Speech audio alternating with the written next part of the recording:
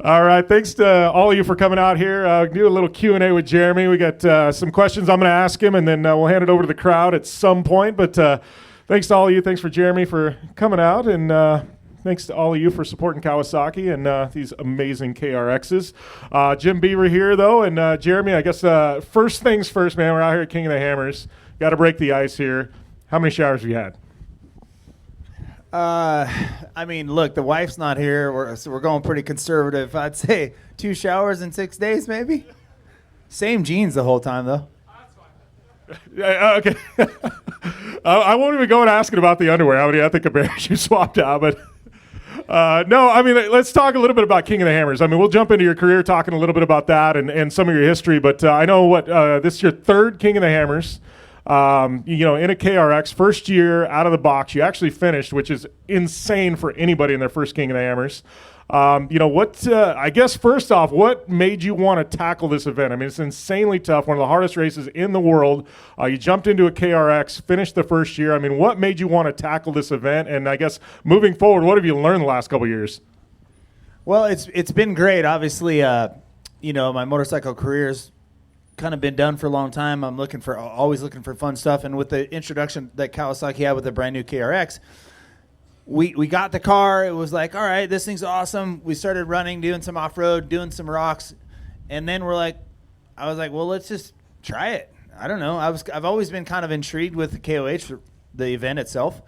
And I was kind of scared of it, actually. I mean, and what I've learned and what I love about it now mostly is that it's really technical. You're not going really fast, which you're not going to hurt yourself. So even if you fall over, it's still relatively safe. I mean, the 4400s and stuff, what they're doing is ridiculous. But with these things, how great they are, you're still not going 100 miles an hour, and you have to scare yourself to go fast and be competitive. So, this thing is just amazing out here. It's amazing in the rocks. This car this morning, we went up Wrecking Ball this morning as a kind of a practice. We went to do it yesterday, and there was a bunch of trucks in there, so we're like, we'll just go in the morning, and ended up, just going right up that thing. We did all the rock course in this standard KRX yesterday with 35s on it. So excited to be here, and the race the first year was exciting. I almost flipped the car. We ended up breaking it, spent some time working on it. We were pretty high up in the order for a while there, but ended up finishing 29th. Was stoked about that. And then last year we had a little some issues with prep. I think it was some of my fault with some tie rod issues and stuff like that. But we're excited this year. I think we're more prepared, and the KRX I think it's ready. So I think you were talking about the first year and kind of, the course, and obviously there's some high-speed desert sections. The first year, you guys talking about tipping it over, and one of my biggest things here, and everybody says it's like I guess it's out of everything you go over, probably the easiest obstacle, but there's a pucker factor, that's backdoor. The first year, you guys went down backdoor, right? You keep it on all fours or no? No, we did, and that's the high pucker factor for sure. The thing is with the 35s, a lot of the cars with the smaller tires, they touch bumper first, and then they have to wait on the tire to go. The cool thing about this one, I mean, I was really scared before I ever went down it, and then we went down it, and then I was like, let's do it again. And this car, it's being just a little bit bigger than some of the others, it made it really nice, and the 35s made it really nice. So, but apparently it's pretty bad this year, so we get to go around it, and I'm not. That doesn't hurt my feelings at all. I bet not. So, this is an interesting event. So we had qualifying here. You're 52nd, I think, kind of about midway through the field. I know it's one of those, at least you're, ahead of a lot of the slower cars, things like that. But I think qualifying is really kind of interesting here. She talked about how this is kind of, when you get into the rocks, it's kind of a slower pace, pick your way through, not a lot of high speed. You have qualifying here, which is complete opposite. It's just totally sending it in this KRX. I mean, how was qualifying? How did it treat you? I mean, does that take you a little out of your element? It's almost more like Supercross, where it's 100% from the get-go. I mean, look, it's a short course, basically, right, with a few little rock sections. So all I did is just try to go as fast as I can, try to race the whole course as fast as I could. I was flat-footed the whole way. Obviously, we're competing against a bunch of cars with turbos on them, and so we're at a disadvantage when it comes to that, but this thing shines in the rocks. So some of the stuff, a lot of the time we lose on the short course here in the qualifying, we're going to be able to gain back in the rocks. So it's a tough car. that's the beauty of this race, right? There's so many different elements to it, and the racing really doesn't start until like mile 110 or 115 when the rocks come along. So, look, we're gonna try to have a Sunday ride until we get to those points, and then get in the rocks and just pin it. So, looking at your career, obviously you've been one of the guys that has successfully transitioned from 2 to 4, and you've had some really good successes in short course. I know now with the KRX, you're starting to do a whole lot more in that. What's some of the biggest challenges you've had switching from 2 wheels and all the success you had there to 4 wheels? Because, I mean, you read a lot of the terrain similarly, but it's a complete different way you approach things. Yeah, it's the transition originally was really awkward, right? I mean, when you're I was a bike racer my whole life. Obviously, whatever opportunity I got to drive karts or any kind of off-road, any kind of street car, anything on a track, I tried to take advantage of those times. But then when I switched into short course full time, which is like I would have considered to be like supercross in a race truck, you know what I mean? Stuff's coming fast. It's over 800 horsepower, 2-wheel drive. I mean, and for a long time I was really nervous, right? Because I call it bike eyes. So I have bike eyes, and I would see something like, and then which doesn't phase the truck or these for that matter, and stuff that would hurt you really bad on a dirt bike. So it took some time to get adjusted to that. Obviously, the racing experience came in handy when it was racing short course, but just getting experience driving the car and trying to drive it at 100%. Now with the side-by-side is just what I love so much about this now is I have 2 daughters. One's 13, one's 16 now. My wife, we always go as a family on a weekend. The girls are driving. They want to race desert now. So, I have a couple racers in the family that want to go race. So we're excited for that. And the KRX is the perfect machine. So you'll be seeing us out in the desert real soon when it comes to that. So I'm just thankful I keep getting to race. You know what I mean? I always say like, I guess I'm done racing. And then, okay, we have something else to race. So it's been great. Yeah, but that's got to be kind of cool. I mean, obviously Kawasaki, on the 2-wheel and the 4-wheel side, obviously they've got something for everyone. And so your daughters now, they can kind of move through the program and, and obviously you said moving into the KRX, things like that. That's got to be awesome to have a platform that, the family can go out. You guys can have fun on the weekends. It's not, when you're running Supercross, things like that, it was, you solo, you're out there, you're burning laps. Now you've got something where you guys can go out, do it as a family and, and build that relationship. Yeah, I think that's for us and where I'm at with my racing career and things like that. I've raced my whole life. So just being able to go out and hang out with my family together and drive cars and have some fun, climb some rocks, do some off-roading. They ride bikes too. Then my parents have now gotten involved, so they have a KRX. So now they're loving it. I got my dad out of the house, which is great.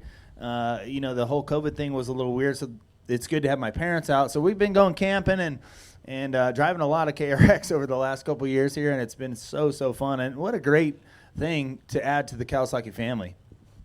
Well, and I know you made the transition to Park City. I know I saw something, you and Ken Block doing a little motocross and things like that. But, I mean, that's got to be nice, moving out of SoCal, moving up to Park City where you got a lot of trails, a lot of outdoor stuff. I mean, it's infinitely more accessible than having to load everything in a trailer and then just, and obviously making a drive out to the desert or something if you wanted to go have fun in the dirt. Yeah, I'm not full-time there yet. My wife won't. With our kids are in school, they're in high school, so we can't quite go yet. But we're working towards something like that in the future, maybe when the girls go to college. But we do have a place in Park City. We love Utah. We go to Sand Hollow a lot. I mean, the landscape of Utah is our favorite in the world. And to be able to ride bikes, ride off-road cars, KRXs, mountain bike, just outdoor stuff, and we really enjoy that as a family. So Utah's been fun. We have a lot of friends that are from California that are there. Anyways, it's a great place. So the kids are loving it, and there's like endless off-roading, which is awesome. So we got to switch gears. We got to talk a little Supercross because our boy El Hombre, Jason Anderson's having a heck of a year right now in Supercross. I mean, obviously, you made your career in Supercross. What's the biggest differences from when you were racing to now when guys like Jason Anderson are racing? And what's the biggest challenges and differences they're facing now versus then? How's the sport changed? Well, I think, everybody's got more fit. I think the what it takes to ride a 450 in Supercross and motocross for that matter is just, so much different than it was when I was there. Most of my career was on 2-strokes. I did a little 4-stroke stuff at the end, but the bikes are different. They're a whole different animal. Obviously, stuff is so much better, so much faster. But it's great to see Jason riding well. He was a Supercross champ in 2018. Had a couple years where he was kind of, but it's really remotivated him. I think he loves the KX 450, and it's obviously showing. Last week's race was really cool. And what was cool is, last week's heat race had some problems. Was bouncing off the track. He went back, made some adjustments, came out in the main and was firing, and the guy's just riding really well. So I think everyone is pretty surprised by his riding. They didn't really know he was going to do this well, and I think he was a little bit of an underdog, which served him well going into the series. So I think everyone's on notice now. If he gets a good start and the kid is good, he's riding really well. So it's great for Kawasaki.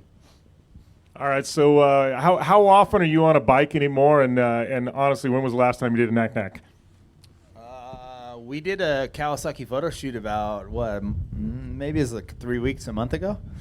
And I did some knack-knacks that day. But it's a little more few and far between these days, especially with getting prepped up for this event. We've been doing a lot of KRX stuff, so no time for riding dirt bikes. But I did promise myself when we get done with this, I'm going to be putting more time in on my dirt bike before it gets hot in the summer. So I know obviously we got King of the Hammers preparing for this, hoping to walk away with a podium at the end of the weekend. But what's the plans for you? Obviously, I know you said you've got your girls they're wanting to race. What are the rest of the plans for 2022 for you guys? We do right now. We're just busy with Supercross, doing the science of Supercross that we shoot for that, and so there's some more episodes to do there. Obviously, when May comes around, the guys move to motocross in June, right now we're just kind of trying to get my girls going, trying to build a KRX desert car so we can get out there and start learning that and experiencing that. And I do a lot of stuff with Cowie, whatever's needed. We go out and we do events in San Hollow, like different UTV events.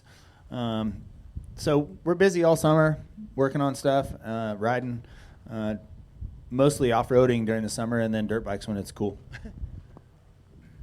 All right, so we're going to open it up here in a second for fan questions. Anybody that's got any questions, you can give us a shout. I got a few of them that we were working on in the back, Brittany and I. And so I guess first off, going to put you on the spot. Anything you got, like secret talent, what do you excel at that nobody knows? I mean, is there something in your back pocket or when you're a kid? Like, you got any hidden tricks that people have no idea Jeremy's one of the best in the world at this? No. There's nothing hidden. Everything I've done has been pretty documented. So there's nothing hidden there. I think if I'm not riding a dirt bike, one of my favorite things is riding bicycles. I think I'm pretty decent at that. So I grew up racing BMX before I ever raced Supercross and motocross. So I have a lot of bicycle experience when it comes to that. So I enjoy that. That's one of my favorite past times aside from my motorcycle. So out of all your wins, things like that in your career, I mean, anything stand out that you still go back on and go, man, that was a tough one to win. I still really appreciate that victory. What's funny is I was blessed enough to win a lot, which was great.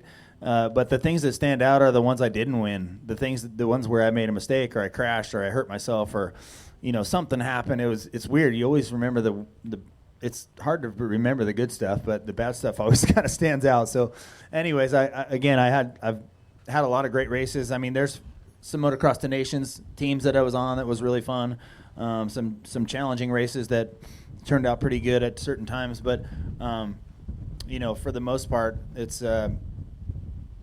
it's been a while since I raced, so the bad ones seem to stick out. But all in all, it's been fun, and the dirt bike thing for me has been excellent. So, final question from me, then we'll open it up to fans. But, I mean, what's it going to take tomorrow to take this KRX, put it on the podium on the top of the box? I mean, starting kind of mid-pack, you got some fast guys in front of you. You're starting, I think, in a pretty solid position. But what's it going to take to battle through the field and get there at the finish line? Well, what I am excited about this year is Dave introduced an NA class. So it's basically a class for a car like the KRX. So we are battling some other guys like his son Dave Cole or Bailey Cole is going to be awesome. We're 1 second apart in qualifying, which is going to be good. So he's going to be a guy I'll be looking out for all day long. Like I said earlier, this race is an attrition race, and I think if I can keep myself from trying to race too early, being a racer, it's hard. A guy passes you, you're like, I gotta go. So when you're out in the desert section, you can really tear your car up pretty good. You just need to be careful. I need to not crash, and get through Cougar Buttes, get over here to the rocks where this car can shine, and give myself a chance. So that's a game plan. Just try not to get impatient in the beginning of the race. I know that race mile 1 or 2 or whatever it is, we go up Turkey Claw. Is still, again, it's just not a race at that point. You just need to get going, get settled in, and that's kind of our plan. I don't want to hurt the car. I just want to get to the rocks at mile 120, and then we can start trying to race guys. All right, we're going to open it up with questions. Anybody got a question for Jeremy? Just raise your hand, and we yell it out, shoot it this way. Anybody back there got a question? Everybody's all silent. Nobody's got anything. All right, we got one here. If you were going to make like a highlight reel from your life, what are some of the top highlights, like moments that would make the cut? Racing is cool, but having a family's that's more of a priority, I think. When I was young, I always imagined having kids, and now that my girls, we hang out a lot. It's better than I ever imagined. So that's obviously on the highlight reel. But really, I think just having great experience in racing. I've gotten the opportunity to race a lot of different things, and done decent at some and terrible at some. But still, it's just to be able to be a racer for a job has been pretty amazing. Oh, here's one, and we got one. So looking down the starting line at Supercross, which rider did you look at and go, this is going to be tough? Your biggest competitor? I don't know. There's a lot of times I didn't look at many of them like that, but sometimes, Emig and I had a rivalry, right? He was a guy that I looked at and I was like, okay, well, he's going to be tough, and especially motocross. That took me a while to figure out motocross. Supercross I was pretty decent at right away, and maybe sometimes I was my own worst enemy, But in motocross it took me a while, so there was a lot of guys there, and Emig was one of them. We had some classic races, and I was always mad at him because I didn't think his etiquette was good, and he would always pull weird stuff on me, and so I just had to figure out how to, you have to figure out how to race your competitors, and he was one guy that I probably looked out for most. The rest of the guys were pretty cool. They were tough racers, of course, but no one really pull any crazy stuff other than him, really. So Ezra Luss sometimes, but anyway. Anybody else got any questions? I know you, Evan. I got plenty, but you took all the good ones. So, no, what's the first thing that you realized that your daughters were better at than you? First thing you realize your daughters are better at than you? I'm not sure. I'm not sure I figured that out yet. Yeah, I'm sure they would say differently, of course, right? Yeah. I don't know. My kids are so different. It's amazing. You just have one kid and you go like, oh, okay, I could have another kid like that, but then they're totally opposite. So, anyways, I'd have to think about that one. I'll get back to you on that because that's a great question. They got you on video games, though, I'm sure. No, we don't really play video games so much. I guess they can Snapchat better than me because I don't even know what that is. Which I'm not sure that's a great thing. Yeah. Note to self, don't put Snapchat in any of Jeremy's contracts. Back in the day, you versus Bob Hanna. What do you think? You versus Bob Hanna back in the day. Well, that's a question. Look, we've gotten those questions all through my whole career, right? Because Bob Hanna was the man. And, I'm sure that Ricky Johnson, who was the man after him, got the same exact question. You against Bob Hanna. Unfortunately, we'll never know that. And the only thing we have to go off is paper. It's a different day. He was racing in a different era. The guy's a legend and raced some crazy, like terrible bikes and was hauling ass. So I have to say he was awesome. I'm a fan.